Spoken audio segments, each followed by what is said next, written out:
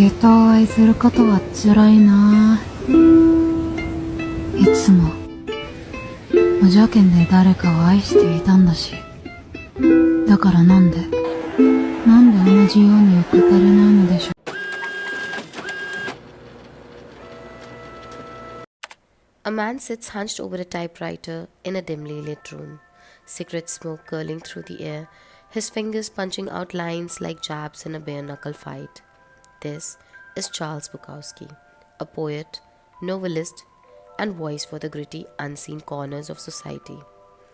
Known for his raw style and unfiltered look at life, Bukowski's work reveals the struggles of the everyday man, the drudgery of labor, the lure of the barroom, the small victories and crushing defeats that punctuate an existence on the fringes.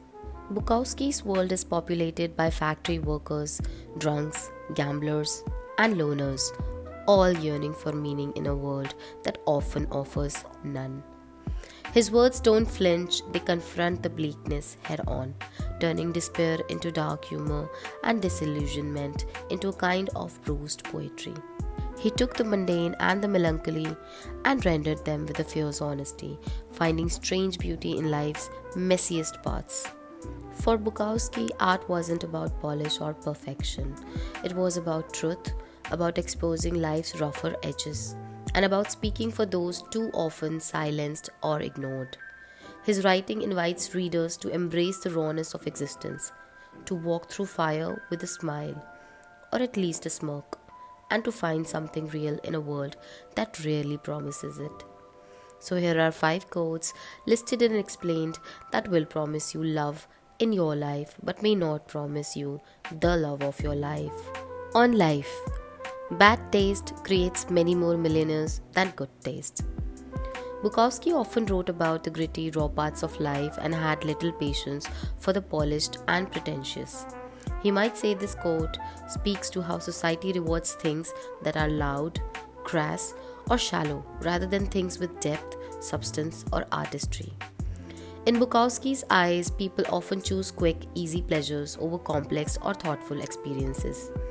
Bad taste is equal to flashy, mass-produced entertainment or products. Sells because it doesn't challenge people. It comforts, distracts, or entertains them without requiring much thought. This creates millionaires out of those who are willing to cater to the lowest common denominator. Bukowski might view this phenomenon as a sad truth about human nature and capitalism, reflecting that often what sells best isn't what's the most meaningful, but what's easiest to digest. In his typical style, he might see this as a commentary on the emptiness of chasing wealth for its own sake, and a reminder that true artistry or wisdom often goes unappreciated in a world that values quick, shallow gratification.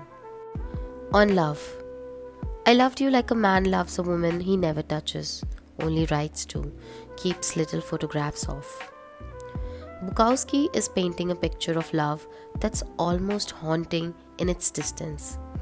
It's not a love filled with kisses, shared spaces, or ordinary routines. Instead, it's a love held at arm's length, safe in its idealized, untouchable form. Imagine someone who adores another so much that they keep them preserved as a perfect idea, free from the messiness of everyday reality. This love is filled with longing, but also the comfort of knowing it can never disappoint because it's never fully real. It exists in letters, photos, and fantasies.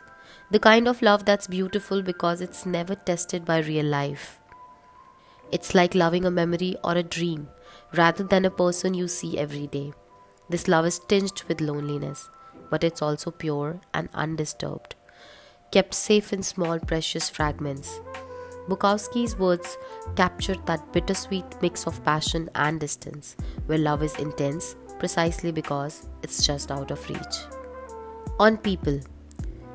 People are strange, they're constantly angered by trivial things, but on a major matter, like totally wasting their lives, they hardly seem to notice. An ironic observation about human priorities and the things we let us bother, or don't. The daily irritations of people get worked up over. The driver who cuts you off, the Wi-Fi that won't connect, the person who talks too loudly on their phone.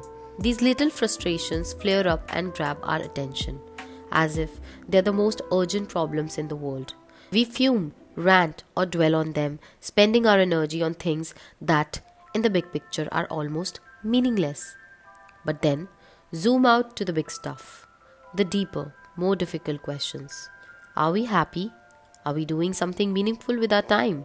Are we living the life we truly want?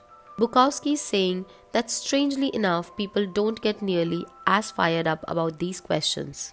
They float through their days, not noticing, or maybe choosing to ignore the ways they might be letting life slip by. There's no anger, no urgency around this. It's like the big questions are too daunting, so we pour all our energy into the minor annoyances instead. It's a little ironic, maybe even a little sad. Bukowski is pointing out how easy it is to get wrapped up in the surface stuff, while the things that matter most sit quietly, waiting for us to notice them. On memories, we are here to laugh at the odds and live our lives so well that death will tremble to take us. Bukowski is charging us to live boldly, fully, and with defiance. He's not suggesting that life is easy or that challenges are few. Instead, he's saying that life is stacked with odds that might seem overwhelming, even impossible. But rather than letting these odds stop us or weigh us down, we should meet them head on and laugh. To Bukowski, this laughter isn't about ignoring the difficulties. It's about having the courage to face them, living with a fierce intensity that takes away the power of fear and regret. To live so fully and passionately that even death, this force that usually steals life without a second thought, would have to pause, feel the weight of what it's taking, maybe even hesitate. It's an invitation to live in a way that's so rich, so vibrant, that you are unafraid of what's coming. Because you've already lived so deeply, without holding back. The message is a reminder to live without apology, to throw ourselves into what brings us joy, meaning, or freedom. He's telling us that if we live this way, boldly and authentically, then death itself might take notice. It's about embracing life with a kind of daring that makes the ordinary feel extraordinary, transforming our days into something that deserves respect from life's final bow. On destruction, find what you love and let it kill you.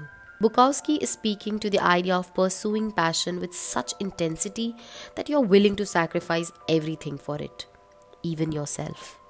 This isn't about loving something casually or dabbling in hobbies now and then. He's talking about a love so consuming, so utterly absorbing that it becomes a part of you, defining the shape of your life and eventually the limits of it. Imagine devoting yourself to something so deeply, whether it's art, writing, adventure, or a person, that it consumes your every waking thought. This kind of love is exhilarating and dangerous. It's the love that makes you push past comfort beyond what's reasonable, diving headfirst into risk and reward. It's the kind of pursuit that can burn you out, weigh you down, and yes, maybe even destroy you.